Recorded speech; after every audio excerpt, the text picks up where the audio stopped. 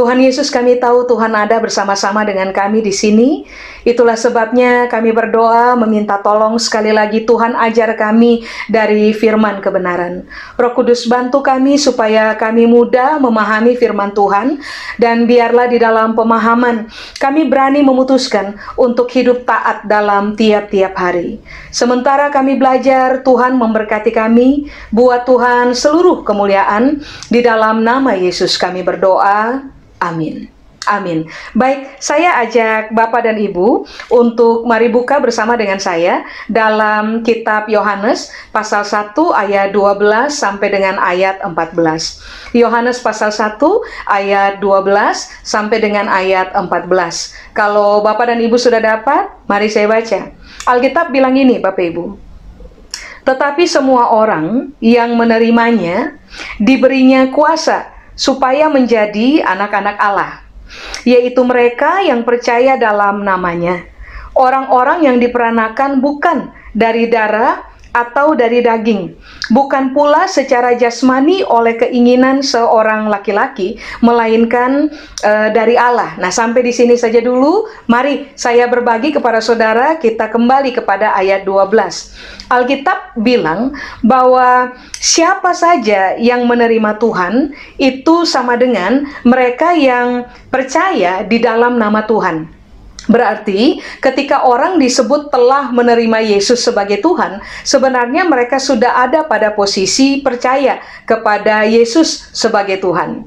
Nah, waktu saudara dan saya menerima atau percaya ketuhanan Kristus, at the same time, pada waktu yang sama, saudara dan saya sah disebut sebagai anak-anak Allah.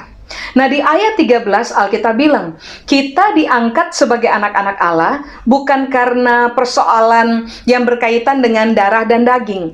Kita sah disebut sebagai anak-anak Allah karena Tuhan di dalam rohnya memutuskan untuk mengangkat kita sebagai anaknya. Amin. Nah, mari saya jelaskan dulu kepada Bapak dan Ibu bahwa ternyata begini, untuk bisa menjadi anak-anak Allah, saudara dan saya butuh satu modal awal, mempercayai Dia. Nah, kata percaya pada ayat 12, Alkitab dalam bahasa Yunani menggunakan kata pisteo. Apakah pisteo? Pisteo itu punya pengertian yang pertama, Bapak Ibu, adalah begini. Sebuah keyakinan yang pasti terhadap ketuhanan Kristus. Jadi kalau orang disebut percaya pada Kristus, itu artinya mereka memiliki sebuah keyakinan di dalam kepastian. Ini bukan keyakinan yang gampang berubah, tetapi keyakinan yang terwujud karena adanya sebuah kepastian di dalam Kristus. Nah, pengertian yang kedua dari kata percaya atau pisteo adalah ini, Pak, Ibu. Sebuah komitmen untuk mempercayai Tuhan di dalam kesetiaan karena keyakinan yang tadi itu, keyakinan yang sangat teguh. Berarti Alkitab bilang, percaya kepada Tuhan tidak bisa, Bapak Ibu, cuman terjadi hari ini dan besok berubah.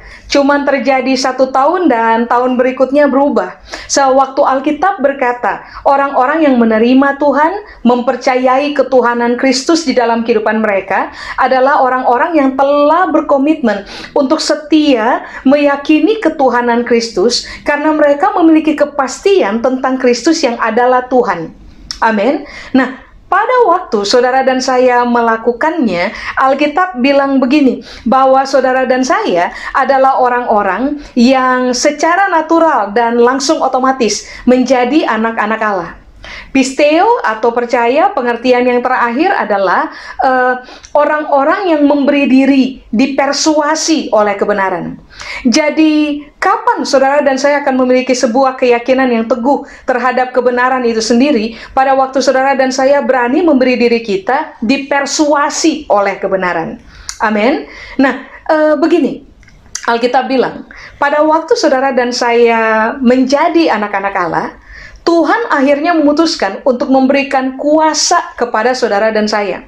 Sebab begini, Pak, Ibu, untuk menjadi anak Allah saja tanpa kuasa, nonsens. Saudara dan saya tidak mungkin bisa berhasil hidup sebagai anak-anak Allah. Makanya kenapa Alkitab bilang untuk siapa saja yang terima Tuhan, untuk siapa saja yang percaya kepada Tuhan, mereka akan menjadi anak-anak Allah. Ayat 13 bilang, karena alasan itu Tuhan memberi kepada mereka kuasa. Nah, mari kita lihat dulu pengertian dari kata kuasa. Sebab ternyata untuk berhasil hidup sebagai anak-anak Allah, saya ulang, yang saudara dan saya butuhkan adalah kuasa pemberian Tuhan untuk kehidupan kita. Nah, mari kita belajar bersama. Kata kuasa di situ, Bapak Ibu, itu menggunakan kata Yunani exousia. Exousia atau kuasa, pengertian yang paling pertama adalah hak istimewa. Jadi, tahukah saudara bahwa waktu kita percaya kepada Kristus dan sah disebut sebagai anak-anak Allah, at the same time, saudara dan saya diberi oleh Tuhan hak istimewa. Nah, catat itu dulu, yang pertama. Pengertian yang kedua dari exousia adalah begini, kuasa sah sesuai dengan hukum. Jadi Tuhan punya hukum di dalam kerajaannya, dan waktu Dia memberikan kepada saudara dan saya kuasa, maka kuasa itu adalah kuasa sah yang tidak bisa dibantah oleh siapapun, bahwa kita telah menerima sebuah hak istimewa dari Tuhan untuk menjadi anak-anak Allah. Amin. Nah, exousia atau kuasa, pengertian yang ketiga adalah begini, kapasitas. Tadi saya sudah bilang kepada Bapak dan Ibu, bahwa untuk menjadi anak-anak Allah itu nggak gampang. Makanya kenapa Tuhan harus memberikan kepada saudara dan saya kuasa atau exousia, supaya saudara dan saya berkapasitas untuk menjadi anak-anak Allah. Bayangkan Pak, Ibu, dari orang-orang yang terbiasa hidup di dalam daging, didrive oleh hawa nafsu, nggak mungkin tuh tiba-tiba kita akan bisa berubah menjadi orang yang tiba-tiba saleh, menjadi orang yang tiba-tiba benar, menjadi orang yang tiba-tiba terbiasa hidup menang, tanpa ada kapasitas ilahi yang Tuhan berikan kepada saudara dan saya, yang kemudian Dia sebut dengan istilah anak-anaknya. Amin. Nah, berikutnya, Alkitab bilang, exousia atau kuasa, itu arti yang berikutnya adalah begini, kemampuan untuk menjadi ahli. Bapak Ibu semua kita tahu, dosa membuat Bapak Ibu dan saya semakin ahli hidup dalam daging. Mengapa saudara dan saya pada akhirnya atas kasih karunia Tuhan, tertolong oleh kasih karunia Tuhan, menerima keselamatan di dalam Kristus Yesus. Ternyata ini yang Alkitab bilang, supaya pada akhirnya waktu kita mempercayai ketuhanannya dalam hidup kita, kita berubah jadi anak-anak Allah. Nah, Tuhan memberikan kuasa kepada saudara dan saya, supaya dengan exousia ini, saudara dan saya pada akhirnya akan menjadi pribadi-pribadi yang menerima kemampuan dari Tuhan untuk menjadi ahli hidup di dalam kebenaran. Tadi saya sudah bilang, dosa membuat kita ahli hidup dalam kedagingan. Tetapi waktu kita hidup sebagai anak Allah, Tuhan memberikan kepada kita kemampuan untuk bisa hidup sebagai ahli hidup di dalam kebenaran. Tentu saja, saudara dan saya harus berhadapan dengan proses kehidupan, saudara dan saya harus berhadapan dengan proses didikan di dalam kebenaran firman Allah, sampai pada akhirnya dari satu hari ke hari berikutnya, lambat laun saudara dan saya akan ditemukan sebagai orang-orang yang semakin ahli hidup di dalam kebenaran, dan sudah tidak lagi ahli hidup di dalam dosa dan pelanggaran. Makanya menarik loh Pak Ibu, setelah kita menjadi anak-anak Allah, Tuhan menegaskan bahwa kamu menerima kuasa, supaya pada akhirnya kamu bukan sekedar, saudara dan saya, bukan sekedar memiliki atau menerima hak istimewa, kuasa sah sebagai anak-anak Allah yang disahkan oleh kerajaan Allah. Saudara dan saya bukan sekedar punya kapasitas, tapi saudara dan saya akan punya kemampuan untuk hidup sebagai orang-orang yang ahli di dalam kebenaran. Lalu kuasa atau exousia, pengertian berikutnya adalah begini Pak Ibu, kompetensi. Saudara dan saya akan menerima kompetensi. Apakah yang dimaksud dengan kompetensi? Kompetensi artinya adalah begini, saudara dan saya akan menerima kuasa untuk bisa memutuskan sesuatu, atau untuk bisa membuat pilihan, membuat sebuah ketentuan dalam kehidupan kita. Memutuskan untuk hidup benar, memilih untuk hidup benar, mengambil sebuah ketentuan dalam hidup kita, bahwa kita akan hidup di dalam kebenaran. Makanya kenapa kuasa atau exousia atau hak istimewa yang Tuhan berikan kepada kita ini hebat, Pak, Ibu. Amin. Berikutnya, kuasa atau exousia, arti yang berikutnya adalah begini, kekuatan untuk memiliki kendali di dalam diri. Berarti Alkitab bilang, kalau saudara dan saya hidup sebagai anak-anak Allah, harusnya saudara dan saya dikenal sebagai orang-orang yang sangat terlatih memiliki kendali dalam diri kita. Kenapa pada akhirnya kita mampu untuk memiliki kendali dalam kehidupan kita, dalam dirinya kita? Sebab ternyata Alkitab bilang, Tuhan memberikan kuasa itu untuk kita. Makanya kalau ada orang bilang begini, saya cinta Tuhan, tapi saya nggak punya kendali terhadap emosi saya. Nah, itu gagal paham, Pak, Ibu. Sebab siapa saja cinta Tuhan, mempercayai ketuhanan Kristus, menjadi anak-anak Allah, Tuhan memberikan kepada mereka kuasa, sehingga pada akhirnya mereka itu akan punya kemampuan untuk, Alkitab bilang, atau kekuatan untuk mengendalikan segala sesuatu yang ada di dalam diri. Berarti tentang emosi, saudara dan saya bisa punya kendali diri. Tentang lidah, saudara dan saya bisa punya kendali diri. Tentang sikap, saudara dan saya bisa punya kendali diri. Mengapa? Kita anak. Tuhan, Bapaknya kita, memberikan exousia kepada kita. Amin. Coba cross check ulang. Jangan-jangan saudara dan saya selama ini mengaku sebagai anak-anak Allah, tapi kendali diri kita rusak. Nah, kita perlu kembali kepada posisi yang benar sebagai anak-anak Allah, Pak, Ibu. So, semua anak-anak Allah di dalam yang mempercayai ketuhanan Kristus, mereka sah itu, Pak, Ibu, sah mendapatkan kuasa. Dan Alkitab bilang, mereka akan mendapatkan kekuatan untuk mampu mengendalikan diri dari dalam. Cek ulang. Berikutnya, exousia atau kuasa, itu arti yang berikutnya adalah kekuatan untuk melepaskan pengaruh. Saudara tentunya masih ingat, Alkitab menjelaskan kepada kita pengajaran Yesus. Pada sebuah waktu di dalam pengajarannya, Yesus memberikan identitas kepada murid-muridnya. Nah, karena hari ini kita anak-anak Tuhan dan kita juga murid-murid Tuhan, maka identitas yang sama itu Tuhan berikan kepada kita. Hari itu Yesus bilang begini, kamu adalah terang dunia. 1. 2. Kamu adalah garam dunia. Nah, coba saudara perhatikan. Di mana-mana, Pak, Ibu, terang itu memberi pengaruh. Di mana-mana, garam itu memberi pengaruh.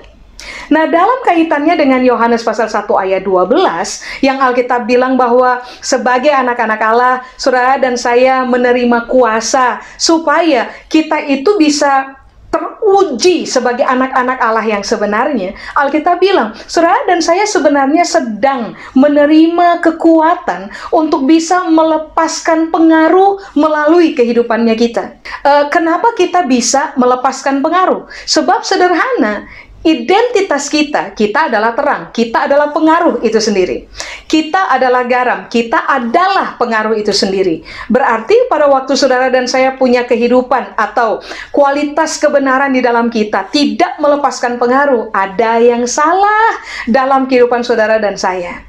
Amin. Makanya coba kita perhatikan, Pak, Ibu, bahwa Alkitab bilang siapapun yang menjadi anak-anak Allah dan menerima kuasa dari Kristus untuk menjadi anak-anak Allah, kehidupan mereka akan teruji sebagai sebuah kehidupan yang sangat melepaskan pengaruh, Pak, Ibu. Tentu saja bukan pengaruh jahat, bukan pengaruh yang pada akhirnya akan membuat orang tersandung karena kualitas kehidupan kita, tidak. Tapi sebuah pengaruh benar yang pada akhirnya bisa membuat orang secara natural meniru keteladanan dalam kehidupan kita. Bapak Ibu, anak-anak Allah, saudara dan saya harus kasih tahu untuk diri sendiri, like father, like son, like father, like daughter. Seperti bapaknya, demikian pula seharusnya anaknya. Kalau bapak kita adalah bapak yang sangat terbiasa melepaskan pengaruh benar dalam dirinya kepada siapa saja yang mencari dia di dalam kebenaran firman Allah, maka saudara dan saya seharusnya memiliki pengaruh yang sama, melepaskan pengaruh yang sama. Kalau bapaknya kita adalah bapak yang sangat terkendali di dalam dirinya, harusnya saudara dan saya dikenal sebagai orang-orang yang sangat terkendali dalam diri. Kalau bapaknya kita teruji hidup di dalam kebenaran dan tidak pernah jatuh dalam pelanggaran, harusnya saudara dan saya, karena kita telah menerima kuasa dari Tuhan, hak istimewa dari Tuhan, sejalan dengan proses pengiringan kita akan Tuhan, saudara dan saya seharusnya juga teruji sebagai orang-orang yang punya kebiasaan benar, terbiasa hidup dalam kebenaran, dan sudah tidak lagi terbiasa jatuh dalam dosa. Amin, Bapak Ibu. Nah, mari kita lihat. Kuasa atau exousia, pengertian yang berikutnya adalah begini. Kekuatan untuk menyelesaikan masalah-masalah domestik. You name it, Pak, Ibu. Masalah-masalah domestik. Masalah-masalah dalam diri kita, masalah-masalah dalam keluarga kita. Rupa-rupanya sebagai anak-anak Allah, waktu Tuhan memberikan kuasa kepada saudara dan saya, rupa-rupanya Alkitab bilang, Dia memberikan kepada saudara dan saya kekuatan supaya sebagai anak-anak Allah, saudara dan saya mampu dalam pertolongan Tuhan, di dalam seluruh kasih karunia. Saudara dan saya mampu untuk menyelesaikan persoalan-persoalan dalam diri kita. Contoh persoalan dalam diri kita: kemarahan, kebencian, dendam, kepahitan, you name it. Masalah-masalah itu harusnya saudara dan saya bisa menyelesaikannya. Karena kita hebat? Bukan. Karena kita telah menerima kuasa untuk menyelesaikan masalah-masalah domestik di dalam diri kita. Masalah yang lain, masalah domestik yaitu masalah dalam rumah tangga. Suami bermasalah dengan istri, istri bermasalah dengan suami, orang tua bermasalah dengan anak, anak bermasalah dengan orang tua, menantu bermasalah dengan mertua, mertua bermasalah dengan menantu. Masalah-masalah dalam keluarga, which is masalah-masalah domestik, harusnya sebagai anak-anak Allah, saudara dan saya punya kekuatan, punya capability untuk menyelesaikan masalah-masalah tersebut.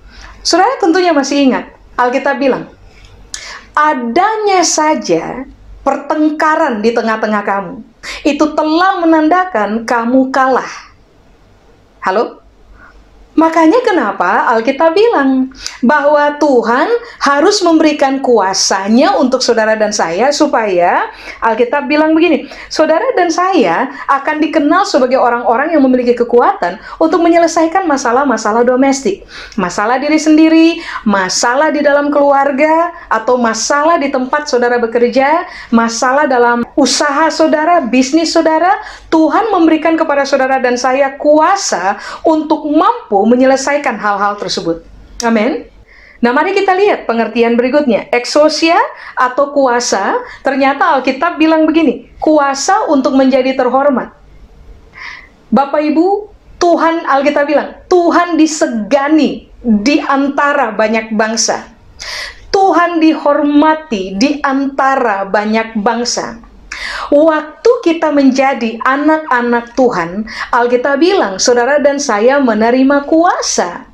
Nah, kuasa itu ternyata diberikan kepada kita, supaya pada akhirnya saudara dan saya mampu untuk hidup terhormat.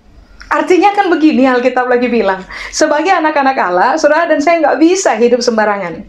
Sebagai anak-anak Tuhan, saudara dan saya nggak bisa ngobrol sembarangan, bicara sembarangan, keluarkan kata-kata sembarangan. Sebagai anak-anak Tuhan yang telah menerima exousia dari Tuhan untuk kehidupannya kita, saudara dan saya nggak bisa bersikap sembarangan. Hiduplah sebagai manusia terhormat, Pak, Ibu.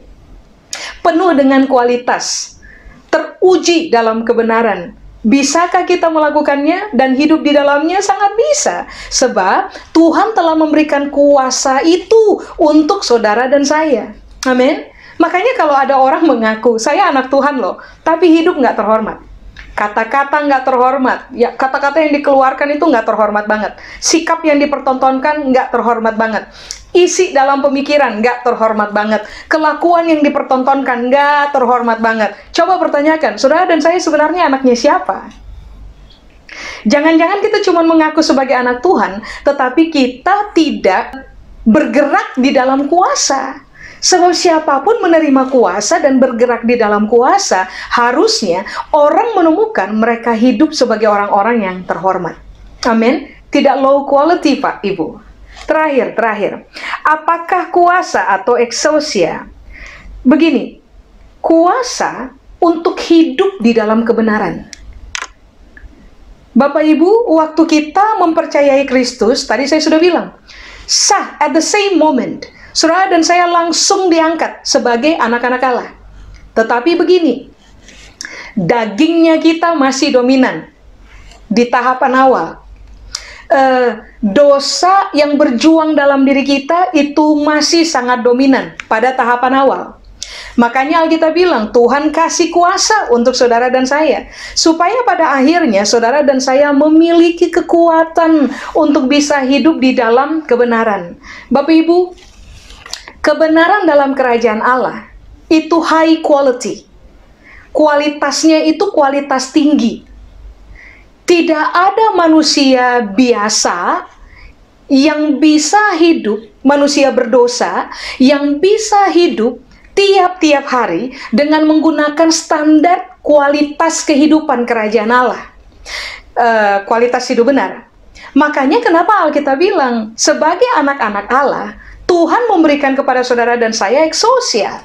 Supaya pada akhirnya karena exousia itu, saudara dan saya memiliki kekuatan, saudara dan saya memiliki kuasa untuk bisa hidup di dalam kebenaran. Supaya pada akhirnya orang bisa berkata, iya memang betul, like father, like son, like father, like daughter. Bapaknya hidup benar, anaknya juga hidup benar. Mau laki-laki atau perempuan, selama saudara dan saya adalah anak-anak Allah, Alkitab bilang, bapaknya hidup benar, harusnya anak-anaknya juga hidup benar. Amin. Makanya begini, semua orang setelah mengakui ketuhanan Kristus dalam kehidupan, mereka akan berhadapan dengan proses kehidupan.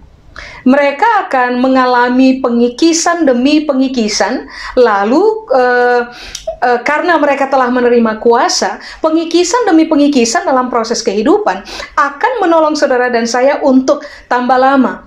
Hal-hal yang tidak mewakili kebenaran yang melekat di dalam diri kita terkikis. Lalu digantikan dengan kebenaran demi kebenaran yang kita pahami dalam proses pembelajaran dan proses kehidupan, sehingga pada akhirnya waktu kita paham kebenaran, kita bersetuju dengan kebenaran, kita mempercayai kebenaran, saudara dan saya dapat berkomitmen untuk hidup di dalam kebenaran one day at a time till the eternity itself.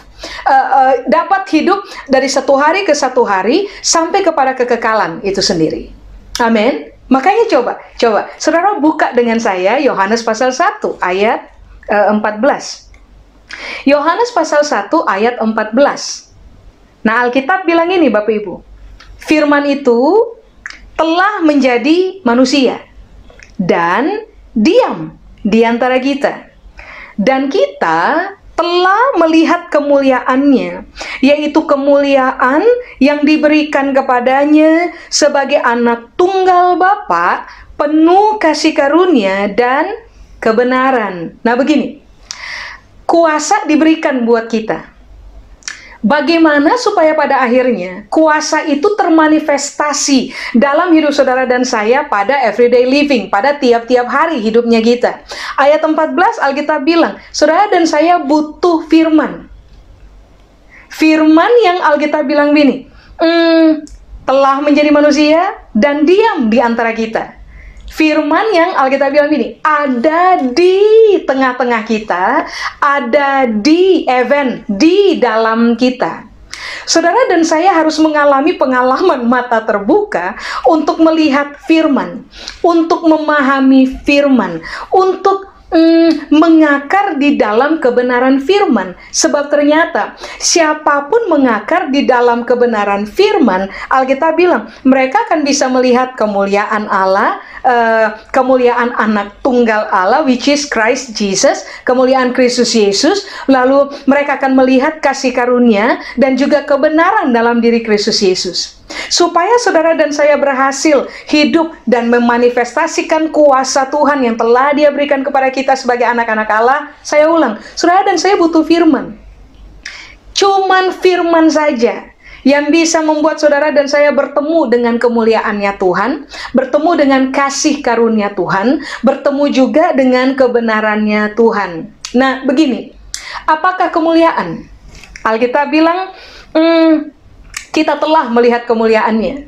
Kita telah melihat kemuliaan Kristus. Di mana? Di dalam firman. Di mana? Dalam proses hidup tiap-tiap hari. Di mana? Dalam proses didik yang Tuhan kerjakan dalam kehidupan kita tiap-tiap hari. Nah, kita bisa melihat kemuliaan Tuhan melalui firman. Saya ulang, makanya semua orang percaya harus bergaul karib dengan firman Allah yang Tuhan telah tempatkan di dalam kita. Kita punya Alkitab, Pak, Ibu. Bergaulah tiap hari dengan firman Tuhan. Renungkan firman Tuhan. Biarkan firman itu mengakar kuat di dalam kita, supaya pada akhirnya saudara dan saya bisa memahami kebenaran, lalu kita bisa hidup dalam kemuliaan, dalam kasih karunia, dan juga di dalam kebenaran itu sendiri. Nah, apakah kemuliaan? Bahasa Yunani dari kata kemuliaan menggunakan kata doxa, Pak, Ibu. Doxa artinya adalah begini, kehormatan. Doxa arti yang kedua adalah martabat. Doxa atau kemuliaan punya pengertian yang ketiga adalah opini, penilaian, pandangan. Berikutnya, kondisi paling mulia, kondisi paling agung. Berikutnya, kemegahan dari terang Kristus. Berarti Alkitab bilang, kuasa memang sudah diberikan kepada kita. Tapi kalau saudara dan saya tidak tinggal di dalam firman dan membiarkan firman Allah itu bekerja dengan hebat di dalam kita dan di dalam perenungan kita, maka begini, kemuliaan Kristus di dalam kita tidak akan termanifestasi. Kasih karunia yang bekerja di dalam kita tidak akan termanifestasi. Lalu berikutnya, kebenaran yang menetap di dalam kita itu tidak akan termanifestasi. Bayangkan, Pak, Ibu, Alkitab bilang, saudara dan saya butuh firman di dalam kita, dan firman itu ada di dalam kita. Firman itulah yang akan menolong saudara dan saya untuk, sekali lagi Alkitab bilang, hidup terhormat, hidup bermartabat. Berikutnya Alkitab bilang, opini kita, penilaian kita, pandangannya kita tidak menyimpang jauh dari firman Allah, tidak menyimpang dari kebenaran. Saudara dan saya akan one day at a time digiring kepada kondisi paling mulia, paling agung. Saudara dan saya juga akan bertemu dengan kemegahan dari terang Kristus di dalam kita. Nah, apakah kasih karunia? Karis atau kasih karunia, Alkitab bilang, pengaruh ilahi di dalam pemikiran saudara dan saya. Atau pengaruh ilahi di dalam pikiran kita yang kemudian termanifestasi dalam tindakan. Makanya begini, kita percaya Yesus, kita menerima Dia, kita percaya di dalam komitmen percaya, di dalam kesetiaan bahwa Kristus adalah Tuhan. Kita jadi anak-anak Allah.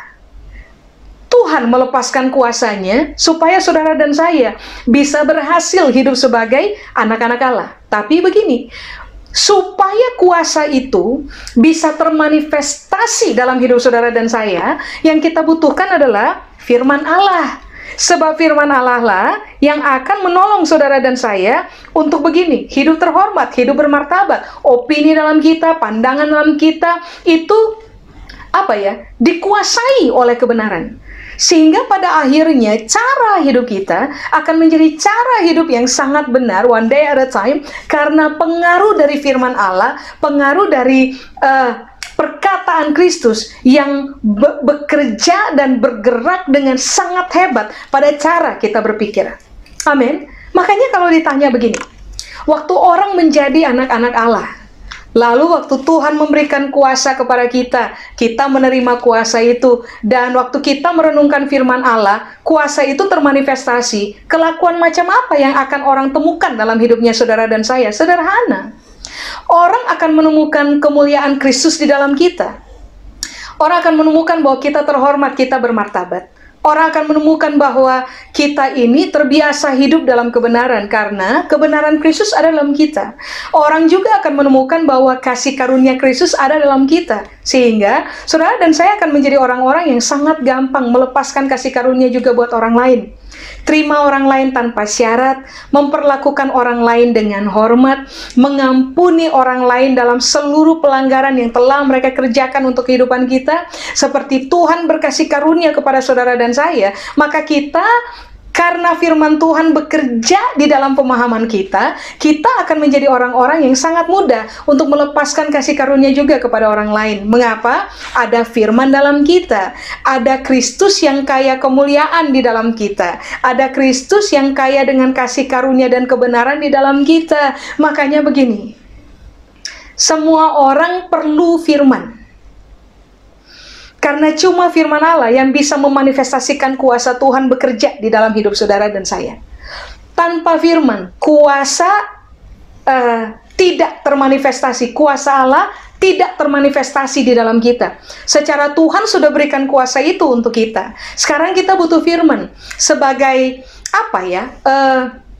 Tuntunan dalam hidup kita tiap-tiap hari. Sebagai rambu-rambu dalam hidupnya kita tiap-tiap hari. Sebagai path atau jalan untuk kita tempuh tiap-tiap hari, supaya waktu kita taat pada firman, kuasa itu akan mulai termanifestasi dalam hidup saudara dan saya, sehingga pada akhirnya saudara dan saya akan dikenal sebagai orang-orang yang melepaskan pengaruh benar, orang-orang yang sangat kuat dalam kendali diri, orang-orang yang Alkitab tadi bilang apa? Punya kapasitas untuk hidup di dalam kebenaran, orang-orang yang Alkitab bilang mampu menyelesaikan masalah-masalah domestik dalam kehidupan mereka. Itu saja tidak. Orang-orang yang terlatih untuk hidup di dalam kebenaran. Amin. Dan seterusnya dan seterusnya. Makanya begini Pak, Ibu. Saya secara pribadi mendorong Bapak Ibu untuk kejarlah firman Tuhan seperti orang mengejar harta. Gali firman Tuhan, pelajari firman Tuhan, renungkan firman Tuhan tiap-tiap hari. Firman itu ada di dalam kita.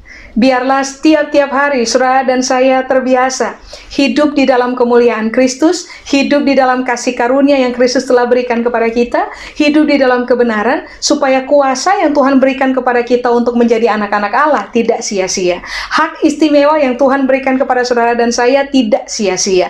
Kita semua akan terbiasa hidup di dalam kuasa, memanifestasikan kuasa ilahi yang bekerja di dalam kita melalui sikap atau tindakan tiap-tiap hari.